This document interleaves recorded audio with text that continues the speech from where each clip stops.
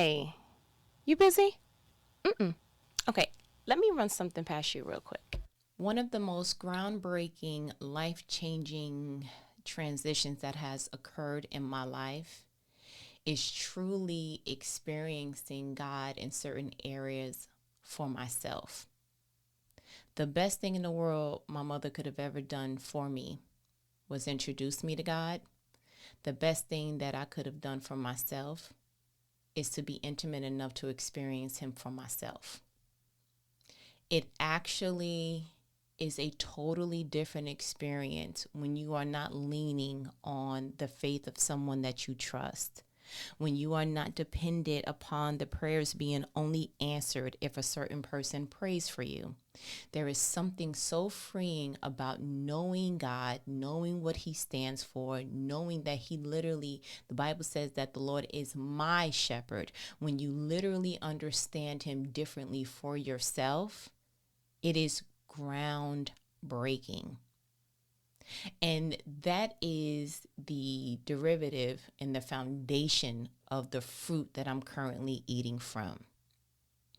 I have literally made space in my life so that God can truly just unveil Himself to me, so that He can give me directions directly to me. I don't need to be dependent on signs and wonders. I don't need to be dependent on a confirmation from someone's sermon. I don't need to go ahead and ask a trillion people and then collectively try to sort through what God may be trying to say to me through someone else. There is something so special about creating an intimate moment, a specified space for God just to speak to you for Himself. And one of the major changes that I have seen is things are starting to be redefined for me. Like this whole thing that I've been doing, especially on my YouTube created the number 2 multiply. The reason why I even went about creating that whole channel was to truly journey my particular road to abundance, because for so long abundance was defined for me. Abundance was a career choice. Abundance was a financial bracket. Abundance was the tangible item that you gathered. And when I really peeled back, what I was kind of aiming for, I looked down at what was in my hand and I was like, this is somebody else's bow. And it is so dangerous to be pointing towards something in life and it's not even yours. It doesn't have your fingerprint on it.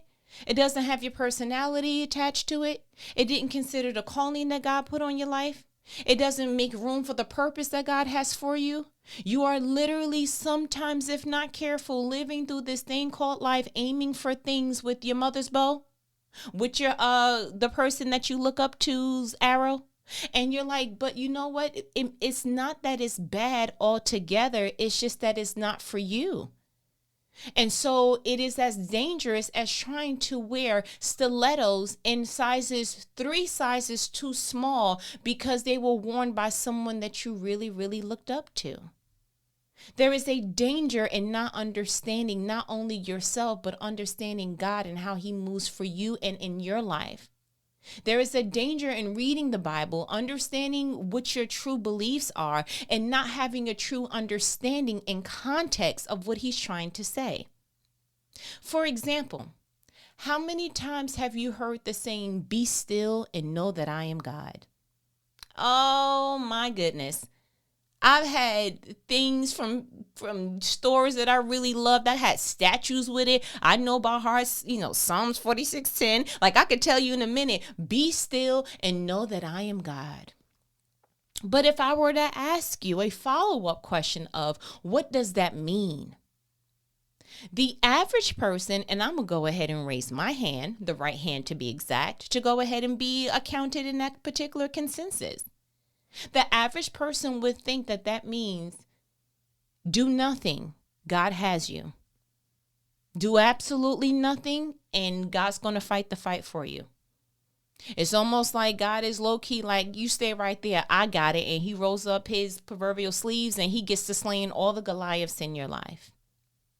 And while that is a cute view, that's not God's view.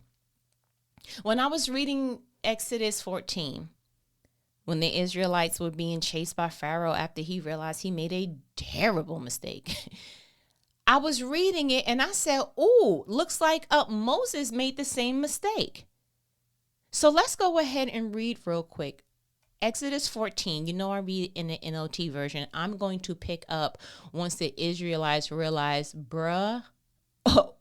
we in trouble. So here's the Israelites talking in verse 12. Didn't we tell you this would happen while we were still in Egypt? We said, leave us alone. Let us be slaves to the Egyptians. It's better to be a slave in Egypt than a corpse in the wilderness. 13. But Moses told the people, don't be afraid. Just stand still and watch the Lord rescue you today. The Egyptians you see today will never be seen again. 14. The Lord himself will fight for you. Just stay calm. Pause. Moses was essentially telling the people, you keep your mark on where you're currently at right now. Physically, emotionally, all the things.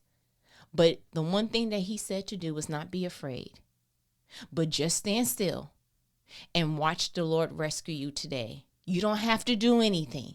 Just keep your post. God's going to get off his throne and do what needs to be done. There's nothing for you to do because you serve a God that is able to do it all. And just be calm because he's going to fight for you. But the very next verse after Moses is saying this, in verse 15, God enters the chat and he says, then the Lord said to Moses, why are you crying out to me? Tell the people to get moving.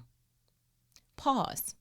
Then he goes on a series of telling Moses what to do. Pick up your staff, do this, and then the pillar of cloud moved to the back of where they were leading the Israelites, turned into a pillar of fire, and then all these other different things. From 16 all the way almost to the end of the chapter, it is a display of God telling Moses to do some things to get the Israelites to safety.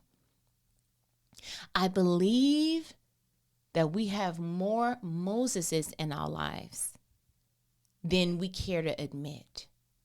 That particular financial situation comes up. It's okay. Go ahead and pray. You don't have no other plan outside of, your faith, but that's just a part of the equation. Faith plus works, you remember? Yeah, that is what equals blessings. And you hang so heavily on the first part that it actually immobilizes you to get to where you need to be. No, pray and apply for jobs. Pray and look up programs that actually serve in the area where you're experiencing lack. Pray and make a post saying, hey, if anyone has whatever is your situation, if God leads you to do that. Pray and do something. But when you have Moseses in your life, they tell you to pray and stay still and watch God do all the things. I'm sorry, it rained manna. It never rained money.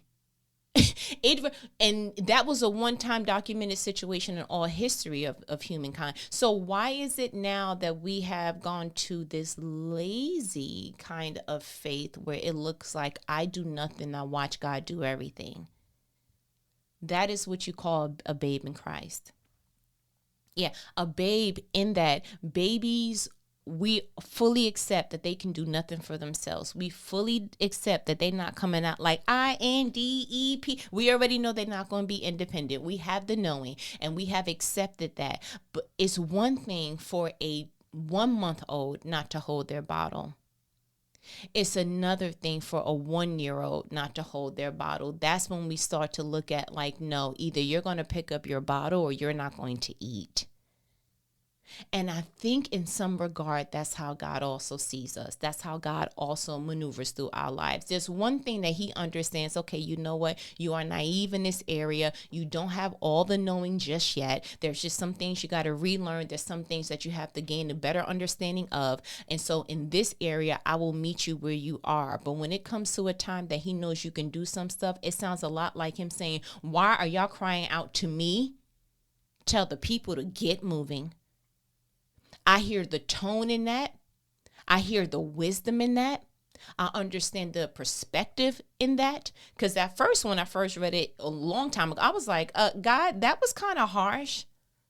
But he's like, you want me. It's one thing for a 4-year-old to come to you and say, Mommy, I'm hungry. It's another thing for a 24-year-old to say, Mommy, I'm hungry. Sir, cook something, boil something, put something on some bread, Uber something, DoorDash something. You can have food delivered at this point. Like, listen, do not come. Are you asking me for money? Like, at this point, I'm not as concerned about you being hungry at 24 than I would of you being 4. I understand the difference between you standing still and waiting for me because you are unable to do a thing. But when you're standing still and you're waiting for me, I'm looking at you like, oh, you're getting ready to starve. You're putting yourself in grave danger when you don't understand what God meant by being still. And when I read this initially, before I read God's response and I heard what Moses did, I was like, yeah, I like it. Because it sounded powerful, right? Let's read it again, 13. But Moses told the people, don't be afraid. Yeah, Moses. Just stand still and watch the Lord rescue you today. Absolutely. The Egyptians you see today will never be seen again. The Lord himself will fight for you. Just stay calm. Let's go. Let's go, motivational Mo. You understand? Like, Moses is out here motivating the people them, and he's doing what needs to be done. But there's a trickery in that. You don't want to tell people things that calm their spirit, but keeps them stagnant. You don't want to just go ahead and make people feel good. And you reduce their fears with your vernacular. But you don't understand that you also did nothing to empower them. You told these people to stay still. Didn't the Bible say that God took them the long way on purpose because they didn't know how to fight? Yeah, I don't want you staying still and never learning how to be a fisher of men. When Jesus met the disciples, specifically Andrew, and he was meeting the boys on the boat, he was like, listen, you guys are fishermen right now, meaning you can feed yourself. But I want to make you a fisher of men where you teach people how to feed themselves.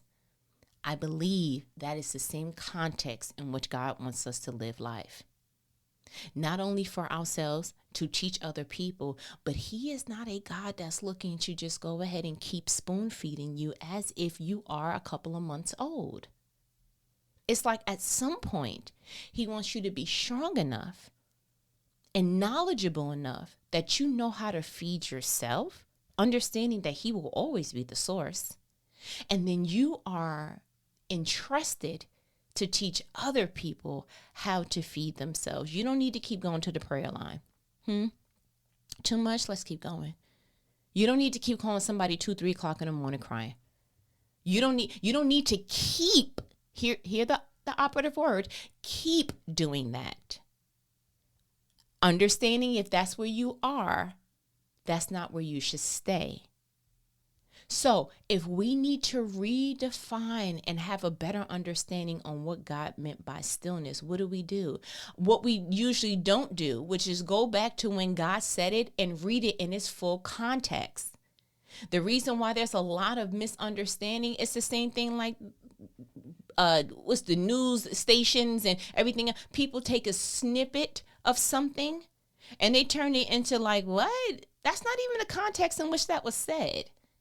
So now that I feel obligatory to do so, We know Psalms 46 is where the be still came from, but we're going to read the entire thing together. Shall we? Okay, put on your readings. We're going to start from verse 1. Again, always reading from the NLT version in this particular conversation. So verse 1, God is our refuge and strength, always ready to help in times of trouble. 2. Oh, and pause. You know that this was written by David. So David got some understandings about God that we like, bro, give us the knowing. 2, so we will not fear when earthquakes come and the mountains crumble into the sea. 3, let the oceans roar and foam. Let the mountains tremble as the waters surge. 4, a river brings joy to the city of our God, the sacred home of the Most High. God dwells in that city. It cannot be destroyed. From the very break of day, God will protect it. 6, the nations are in chaos and their kingdoms crumble. God's voice thunders and the earth melts. 7, the Lord of heaven's armies is here among us. The God of Israel is our fortress. Come see the glorious works of the Lord. See how he brings destruction upon the world. He causes wars to end throughout the earth. He breaks the bow and snaps the spear. He burns the shields with fire. Be still and know that I am God. I will be honored by every nation. I will be honored throughout the world. The Lord of heaven's armies is here among us. The God of Israel is our fortress. Reading that, be still and know that I am God in its context is essentially God saying, I want you to be reassured that while there may be chaos and turmoil all around you and probably too close to you for your comfort, I need your emotional status. I need your mental. I need your whatever's in your being to have a stillness and a calmness, because you should know that I am God. I've done some great things before. I'm going to continue to do some great things now. There are just some things that people ain't going to be able to get any credit for. They're going to have to get back and say, you know what, that was God. Because in the same verse, Psalms 46:10, the entire verse says, be still and know that I am God. I will be honored by every nation. I will be honored throughout the world. So essentially he's saying, yo, people are going to know me because of the things that I have done. People are going to know me because of the things that I'm doing. People will know me because I'm going to keep you safe. I'm going to do some things for y'all that's going to have the whole world like, time out. Who is that? So when you hear stillness in this way, he even ends it with, the Lord of heaven's army is here among us. The God of Israel is our fortress. When you read this in its entirety, what you're really getting is an understanding that God got me. I don't have to be worried about what the government's doing, what the economic status is, what's going on financially, what may be a virus or a new virus here and there going on in the world. I don't need to be worried about anything. Worry is not of God. It is counteractive of God. It's actually the sister's cousin of darkness. Where there is faith, that is God. When there is worry, that is not of God. So God goes through great lengths to tell you, don't be afraid. Go ahead and tell Joshua, be brave and strong. There's just some things that he's like, listen, I know that if something gets in your emotion, it can disrupt what I'm trying to do through you. Shouts out to Eve. The fact that she was convinced that God said, don't eat that fruit. But you know what? I don't talk to this serpent and she's starting to feel another way about it. So he understands, if I want you to be still anywhere, it's not in your actions. It's not in your belief system. It's not in anything else, but I don't want you to worry because I am God. I got you. I'm going to be honored. People going to know that I cover the people that I've chosen and that I love. And do you understand that? That is so different than a Moses saying, be still. You don't need to do anything. Yes, you do. Stop having it where you think that you have a God that's going to pick up the phone and mend that relationship for you, that you have a God that's going to go ahead and put that particular vice behind you. No, you have to do some collaborative things with God in order to see the things that God has for you and for your life and the things that he wants to do through your bloodline. Newsflash, God can't do it by himself. Because if that's the case, then there wouldn't have been no reason for Noah. God could have just went ahead and created a whole second world again and been like, all right, well, you know what? Let me just go ahead and just try this one more time. But understand, he cannot do it by himself because he chooses not to. And so for you or anyone else to believe that you can take a stillness approach, be still and just, okay, God, go ahead and do your thing. I'm sorry. Please re-enter the chat because that's not fair. This is a group project. And having one person do all the work is not a group collective collaboration. There has to be something in you that says, I'm going to do my part, understanding that God always does his, that I'm going to show up, understanding that God's going to get the glory, that I will be a part of God's strategy, understanding that he could use somebody else if he chooses. So I'm honored that he uses me. There is something about knowing that makes a world of a difference. Stillness is not putting everything on God's shoulders. Stillness is not going ahead and just kind of sitting back and watching what will happen. I'm sorry, we didn't want you to be a part of the audience. We wanted you to be a part of the team. It's what I feel like the angels are saying. They're like, why is she over there? I'm sorry, you crying and stuff, but you didn't do anything to stop the bleeding. You're crying out to God and you're praying and where is he and all these other things. And he's looking at you like you asking, where is he? He's looking at you like, why are you still there? Because if we just went ahead and went on Moses's advice alone, there wouldn't have been no splitting of the Red Sea. No, you go until you cannot go anymore. You go as far as you can possibly take yourself. You do what you're supposed to do from what you heard God say. And everything and anything after that is between God and himself, okay? But you don't go ahead and sit and be a sitting duck for the enemy. What are we doing? I think they probably would have been a little bit more kind of shocked if they got to the tip of the Red Sea and was like, all right, God, now what? But if there's still some journey to journey, keep journeying. If there's still another application you can put out, put another application out. If there's still some people who are single in this world, don't serial date, but date intentionally. Why do we stop in the middle of the journey? And God is like, why'd you stop there? Why'd you close the business so fast? Oh, because a year was all you can put into it? But you never saw, like, yo, if you can keep going, then keep going. But what we don't get to is that at the end of that, God just wants us to do something different.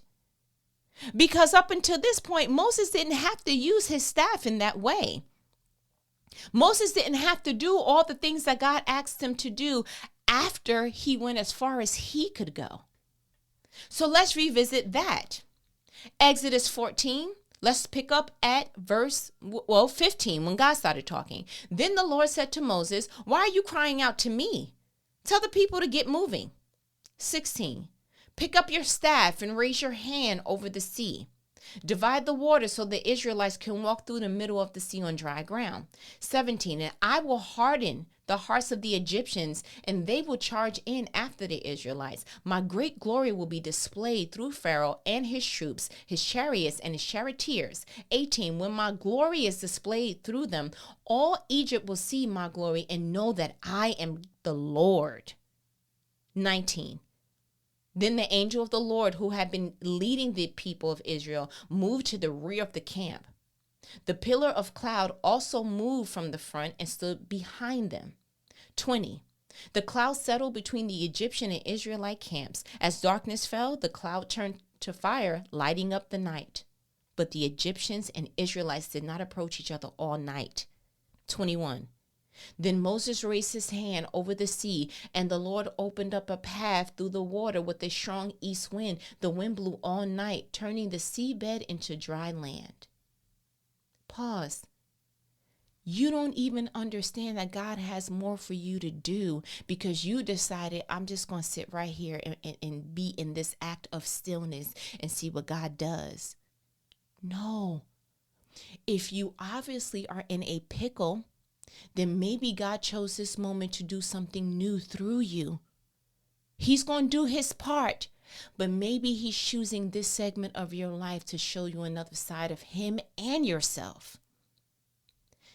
Do not operate in the area or the vein of stillness and miss out on God really elevating not only you, but your understanding of him.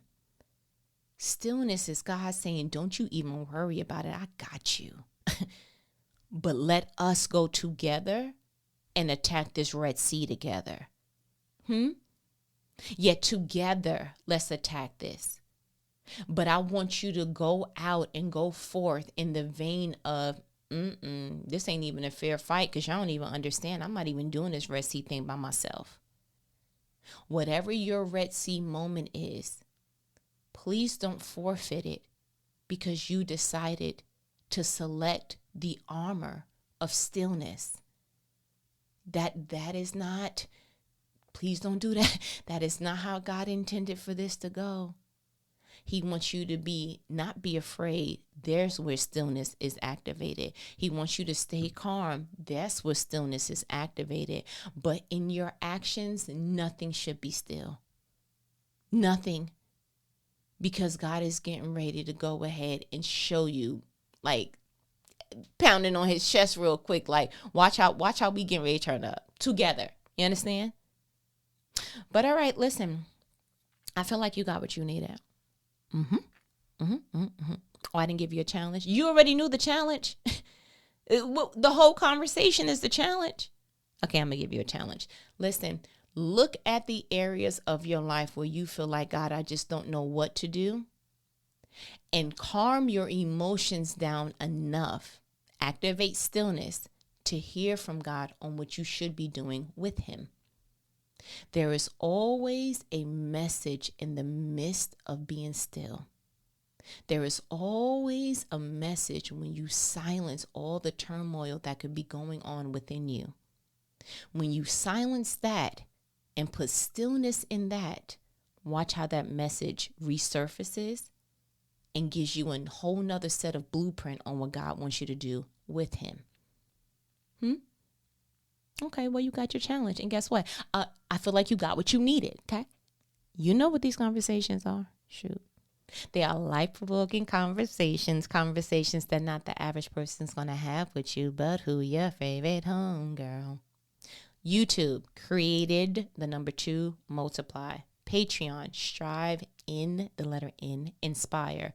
Make sure that you don't go ahead and operate in stillness and support your favorite homegirl, okay? But I'm going to go ahead and let me go because you have YouTubes and Patreons and things to go to for the support thereof. So we'll talk later. Okay, later.